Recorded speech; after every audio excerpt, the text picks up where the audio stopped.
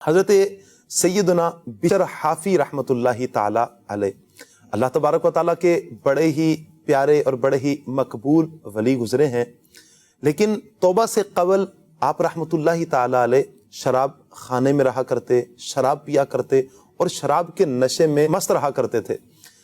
ایک مرتبہ حضرت بشر حافی رحمۃ اللہ تعالی علیہ کہیں جا رہے تھے تو آپ نے ایک کاغذ پر، ایک ٹکڑے پر اللہ تبارک و تعالیٰ کا نام لکھا دیکھا۔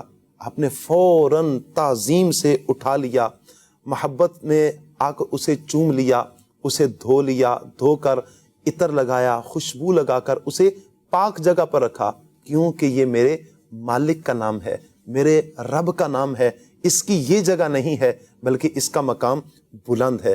آپ نے یہ کر لیا اور پھر اپنے شراب خانے کی طرف چلے گئے۔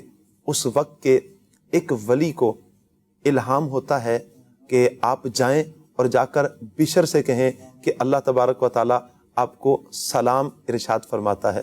جنہوں نے خواب دیکھا تو آپ نے ابتداً تو یہ کیا کہ شاید کہ یہ کسی اور بشر کے حوالے سے یہ کلام ہے، چونکہ جن کے جو ذہن میں آ رہے تھے بشر حافی وہ تو شراب خانے میں ہوتے ہیں، اللہ تبارک و تعالیٰ ان کی طرف کوئی پیغام بھیجے یہ کیسے ہو سکتا ہے، وہ تو بڑے ہی شرابی کبابی ہیں، بڑے گناہگار ہیں۔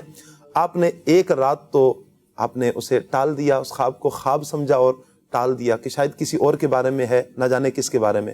دوسرے دن پھر، تیسرے دن پھر جب خواب آیا اور کہا کہ بشر ہی کے بارے میں ہے، اور جا کر اسے ہمارا پیغام دیجئے۔ اللہ اکبر!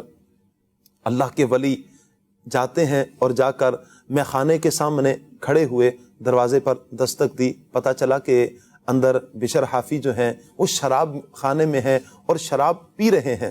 آپ نے کہا کہ جائیے اور جا کر بشر سے کہیے آپ سے کوئی ملنے کے لیے آیا ہے۔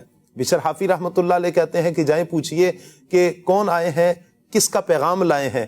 کہا کہ جائیے اور جا کر بشر حافی سے کہیے کہ میں اللہ کا پیغام لے کر آیا ہوں، سبحان اللہ، رب کی طرف سے پیغام لے کر آیا ہوں۔ بشر حافی رحمۃ اللہ تعالی علیہ نے سنا تو آپ فوراً اٹھے اور ننگے پاؤں آپ نے دوڑ لگا دی دروازے کی طرف، اور جا کر دیکھا کہ اللہ کا ایک ولی کھڑا ہے۔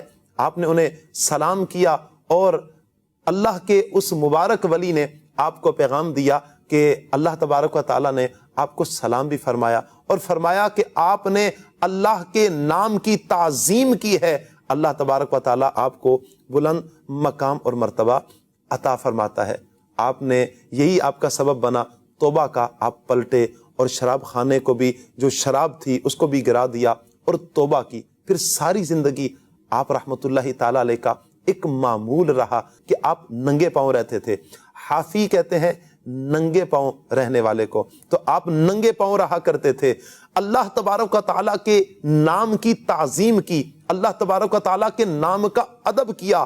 اللہ تعالیٰ نے مقام کتنا بلند عطا کیا کہ آپ جن راستوں سے گزرا کرتے تھے ان راستوں میں جانور پیشاب نہیں کیا کرتے تھے کہ ان راستوں سے اللہ کے ولی بشر حافی نے گزرنا ہے۔ بلکہ جب آپ کا وصال ہوا تو لوگوں کو کیسے پتا چلا؟ راستے میں جب دیکھا کہ جانوروں نے پیشاب کیا تو کسی کہنے والے نے کہا لگتا ہے آج بشر حافی دنیا سے چلے گئے، اور پتا چلا واقعتاً بشر حافی رحمۃ اللہ تعالی علیہ دنیا سے چلے گئے۔